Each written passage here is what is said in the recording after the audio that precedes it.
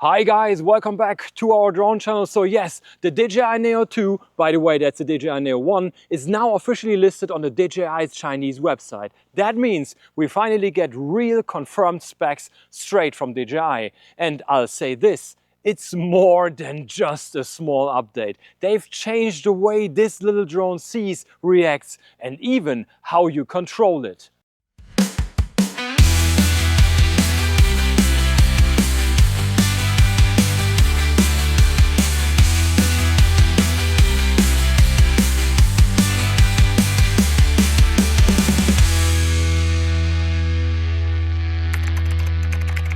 Now, just to be clear from the very beginning, the footage and even the smaller clips from the NEO 2 I'm using in that video are coming directly from the DJI's website. Everything I'm about to say based entirely on official information that's already public. No leaks, no guesses, and definitely no speculations about release timing outside China. We will be testing the NEO 2 in depth, but I'll get to that later. Let's start with the basics. The NEO 2 remains extremely compact and lightweight, about 151 grams without the digital transceiver or 160 grams with it attached. That's well within the C0 category in Europe, so you can legally fly it without extra certification. Size-wise, it's almost identical to the original NEO, roughly 147 by 171 by 41 millimeters with propeller guards. From what I've seen so far, this little thing feels way more confident than the first NEO. DJI lists a maximum flight time of 19 minutes or about 17 minutes with the guards on, and a hover time of around 18 minutes. Maximum takeoff altitude is 2,000 meters and it can handle level 5 wind resistance, meaning winds up to 10.7 meters per second. That's quite respectable for a drone this small. I've already had it in some light winds and it stays impressively steady for such a small frame. One pretty interesting detail, DJI has now added a small built-in display on the drone itself. It shows you basic information like mode indicators and status icons directly on the body, something the first NEO didn't have.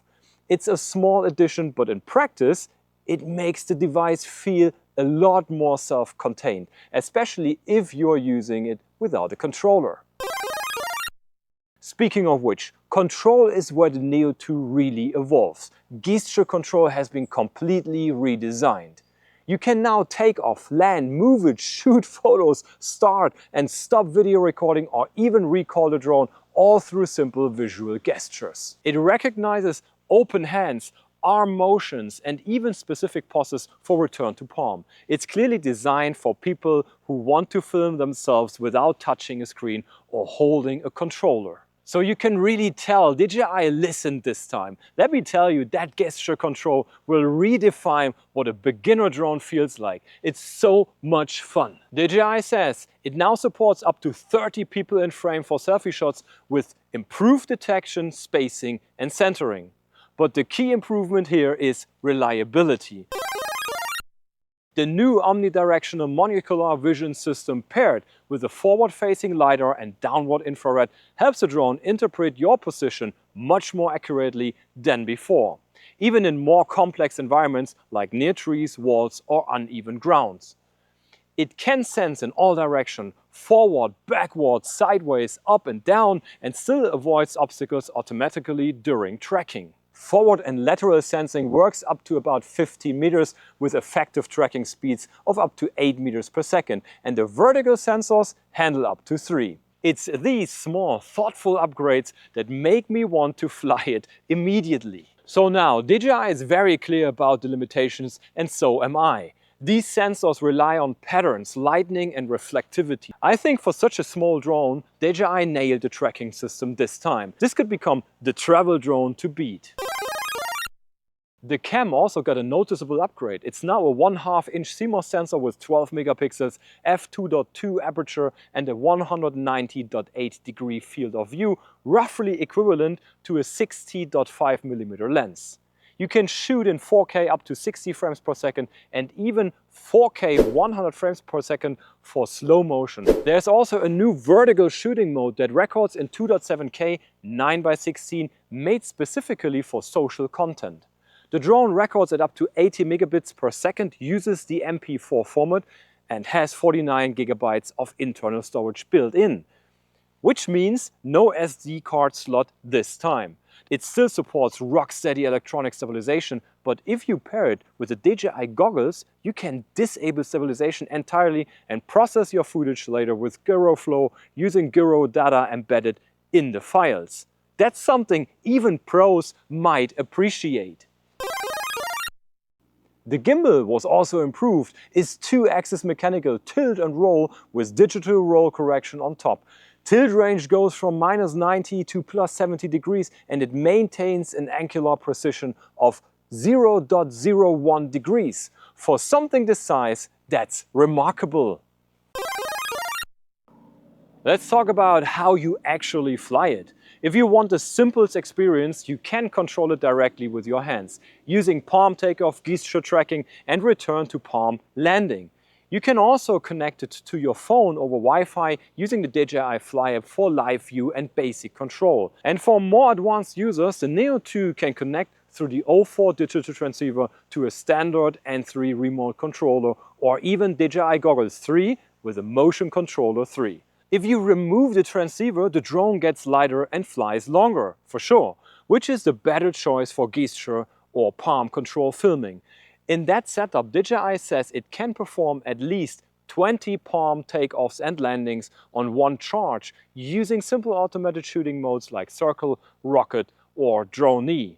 Those are all built in right out of the box. So let's just say the upcoming review is going to be very interesting. And yes, DJI also added several intelligent modes like dolly zoom, cycling follow and master shots. There are small quality of life tools for creative angles, but that's exactly what this drone aims for. Simplicity with a touch of creativity.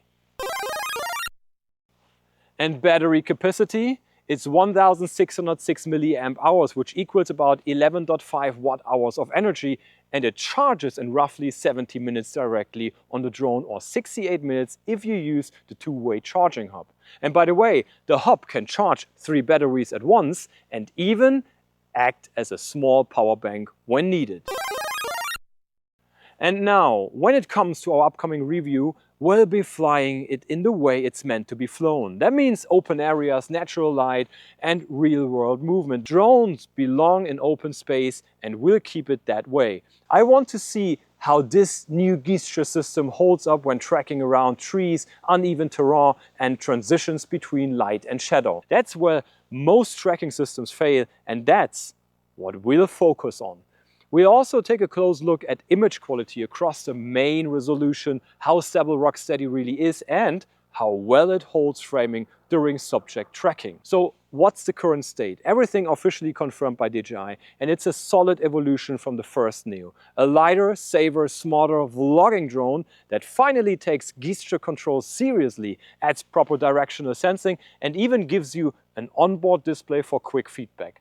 It's portable, friendly and now a bit more capable. We'll be testing it soon and you'll find the full review right here on our channel once we're cleared to publish. If you want to see how this new gesture control really performs in motion, make sure you subscribe and tell me in the comments, should we focus more on the tracking precision, the new LiDAR system or the camera performance? The Neo 2 is real and it looks like DJI finally made the mini drone that understands you. So see you in the full review. When the embargo lifts, you will understand why I'm this curious about it. Thanks for watching, have a good day, see you, bye bye.